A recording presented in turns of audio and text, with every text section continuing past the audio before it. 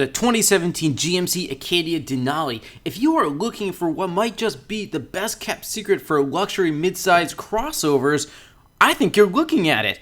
I'm Jay, and welcome to this latest episode of Car Buzz Unboxing Reviews. And yes, right before you is the all-new second generation GMC Acadia. This is the top-level Denali trim. And before we go into more details, I want to thank DGDG.com for letting Car Buzz come on down and film this for you today. So, just to give you some brief GMC Acadia history, the first generation was launched back in 2007, and the second generation model, what you're looking at right here, is brand new for this year, and it's built on the same platform as the also new Cadillac XT5, which I recently did an unboxing review of too. Now, there will be a second generation Chevrolet Traverse, which is supposedly coming very soon, but compared to the first generation Acadia, the new one, it's, believe it or not, it's slightly shorter in length and width, and it also lost 700 pounds, so bit of a trade-off, but I think it's a good one. Less weight makes it better. But let's start up this engine here, and I'll get back to you in just a moment with more of those details.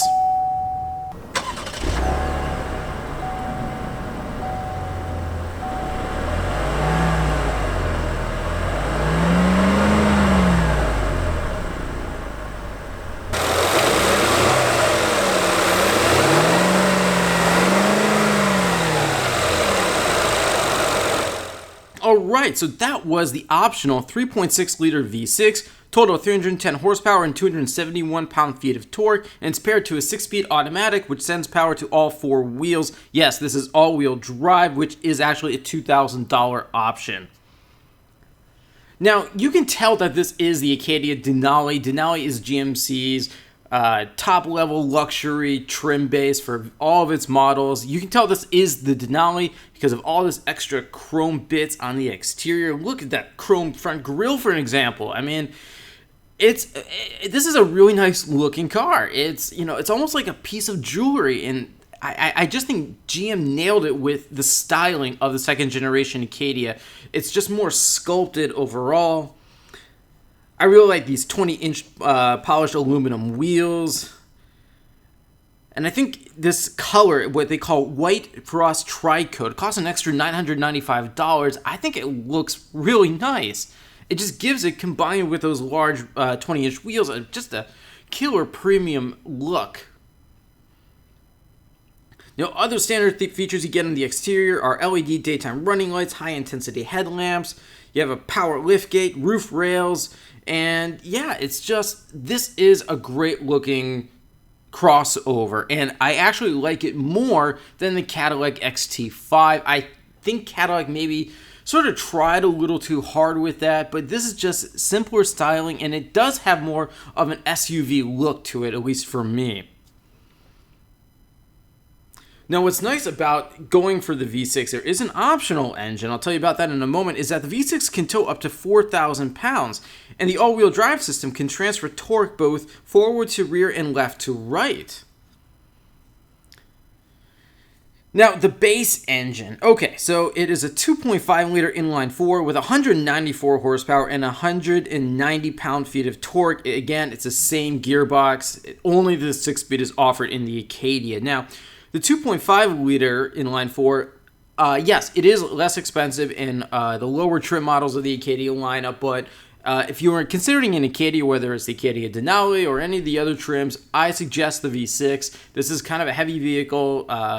It weighs over 4,000 pounds, and having that V6 power, it's barely 200 in the base engine compared to 310 in this, is going to make quite a bit of a difference.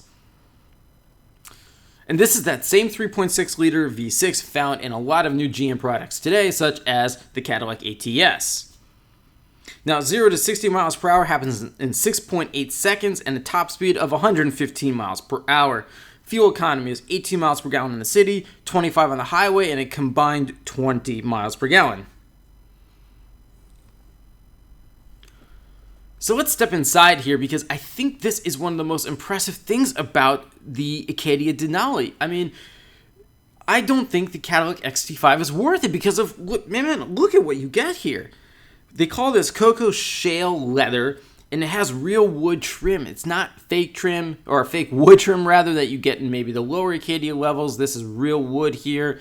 And yeah, it's a huge upgrade from just previous GM products we saw before, GM's bankruptcy several years ago. This vehicle is competitive as a luxury midsize crossover now. It also has a Bose Premium 8-speaker audio system, an 8-inch color touchscreen with navigation in the IntelliLink interface system. And I noticed that there's just a lot of soft touch materials throughout. Maybe a few little bits of cheap plastic here and there. But again, compared to old GM vehicles like a decade or so ago, this is just worlds better. Okay, seating. Now, you have a standard bench seat in the Acadia, but because this is the Denali, you have the second row bench seats. So you can seat a total of 6 people. There is a third row of seats too. So the base Acadia has 7 seats. This one has 6. And I kind of like the 6-passenger seating better. It's just a little more roomy, and I think it's easier access to the third row from the second row. But look at this dash design here. It's maybe a little bit of like SUV-ish combined with IKEA. I just think GM nailed it. It's less flashy than what you would find in the Cadillac XT5, which again, I just think Cadillac was trying too hard there, and GMC was just more honest, and what you get is just a more honest looking vehicle inside and out. Yeah, real wood trim. That's just fantastic. And you have that driver mode selector there. It lets the driver switch between different driving modes for various road conditions, such as all-wheel drive, off-road, snow, sport, and trailer. You have this leather-wrapped steering wheel, and it's heated as well. I mean, that's what you should expect in a luxury midsize crossover. Okay. This is the 8-inch touchscreen. A 7-inch is standard in the Acadias, but because this is the Denali, once again, you get this 8-inch unit. And I really liked it. It's I just noticed how big these icons are. And I think it makes it really, really easy for the driver and the front seat passenger to tap the right button the first time. Now, other features you get in the interior is an 8-way power driver and passenger seat with memory and power lumbar. The driver and front passenger seats are, again, they're heated rear seats.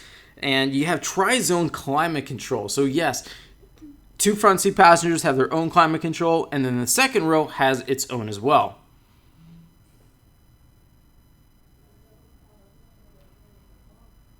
Now, some of the safety features that you get in this, it's just a really impressive list here. You have this 360-degree surround view camera, front and side impact driver and front passenger airbags, head curtain side impact airbags for all rows, 4-wheel ABS brakes, front and rear parking assist, forward collision alert, rear cross traffic alert, lane keep assist, low speed forward automatic braking, lane change alert with a blind zone alert, and pedestrian detection. That's just an awful lot, and I've done a lot of reviews of German cars, specifically BMWs, and those are all features that you find in there, and now you're finding it in this GMC product, and I think that's great. I love to see stuff coming down from these real premium foreign brands to more mainstream brands as well.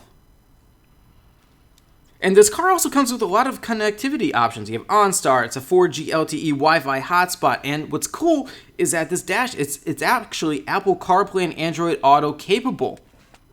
This is really cool. Okay, this is what they call the dual skyscape sunroof. Basically, it's a panoramic sunroof. Costs an extra $1,400, but I totally think it's worth it. It brightens up the interior very nicely. Yep, there's that rotary dial knob. That's not for the touchscreen, that's for the driving modes. And because this one is all-wheel drive, yeah, it does have some off-road capabilities, but it's not a body-on-frame SUV like, for example, the Toyota 4Runner. This is still a crossover, meaning it is front-wheel drive based. So you have to be a little careful in what type of off-road conditions that you decide to take it in, if any at all. So how does it drive? Well, like I said, because this one weighs 700 pounds less than the first generation Acadia, it's just more agile to drive, and there's better stopping and improved control, and the overall ride quality, I found it just to be very good, and the road and wind noise was actually minimal.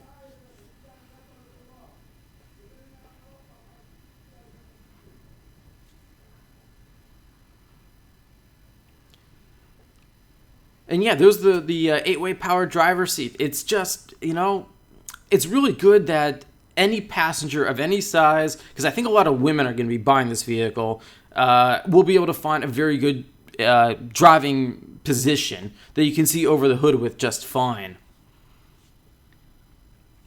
All right, so what's some of the competition here? Well, for starters, you have the Dodge Durango, the Ford Explorer, the Mazda CX-9, the Honda Pilot, Toyota Highlander, Hyundai Santa Fe. Those are the ones that are right off the top of my head. They all started in around the low $30,000 to $32,000 range, and they top off anywhere from the mid $40,000 to even nearly the mid $50,000 range, such as the Ford Explorer. So those can get expensive very, very fast. So far, I think my favorite three-row crossover in this segment is the Mazda CX-9. I encourage you to check out my unboxing review of that too. Just a fantastic vehicle, but I still think this GMC Acadia Denali, it creates some internal competition for GM against the Cadillac XT5. This is just, I think, a better luxury car overall. And you save a lot of money.